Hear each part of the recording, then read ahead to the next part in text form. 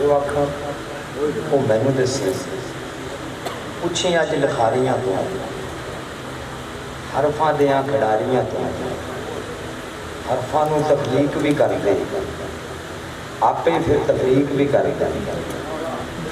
ताने बन के की कुछ कीता या तफरीक का मोहरा पीता जो आखो मैनू दसी पुछी सारे आदमां तो फैसलियां ते कादरां तो क्यों मुआशरा साफ नहीं होता, क्यों फौरी इंसाफ नहीं होता, महरूमी दा फट नहीं सिलता, हकदारां नूं हक नहीं मिलता। जो आखो वो मैनू दसी पुछी अमलां वालियां तो इल्मां अकलां वालियां तो तबलीगां नाल ढिड नहीं भरदा दरसां नाल नहीं वेला सरदा बड़े मेरे पुछी अमला वालियां तो इल्मां अकलां वालियां तो तबलीगां नाल ढिड नहीं भरदा दरसां नाल नहीं वेला सरदा अजे भी तुहाडे पिछे लगिए या ठग्गां नाल रल के ठगिए। जो आखो मैनू दसी पुछी सियासतदानां तो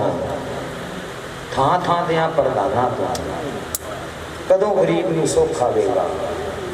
या सुख लभदा मर जावेगा। गुरबत है गल पुछदी पई सारा चानण तुहाडे लई। जो आखो बड़ी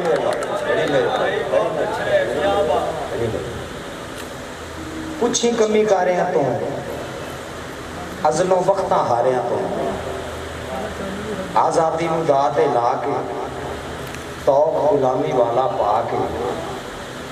अपनी करके भी बेलज जिथे कल सो उथे ही अज। जो आखो वो मैनू दसी ते पुछी मरना भुलिया सब नूं गेड़ा दित्ती फिरदे हो रब नूं मुक्या अदब इखलाक ते कदरां वध गई भुख ते मरियां सदरां रहत बैठ हुण साडी ओह नहीं हुण दीवे दी ठंडी लोड़ नहीं। जो आखो वो मैनू दसी ते आपा धापी पै जाए जिथे माड़े उथे जांदे जिथे आपा धापी पै जाए जिथे माड़े उथे जांदे जिथे अपनी करिए सब दियां सुनिए आओ ऐसियां रावां चुनिए अख्तर अपने सुख लई सारे करिए आपो आप नतारे मेरियां सुन के उथे दसी। जो आखो मैनू दसी।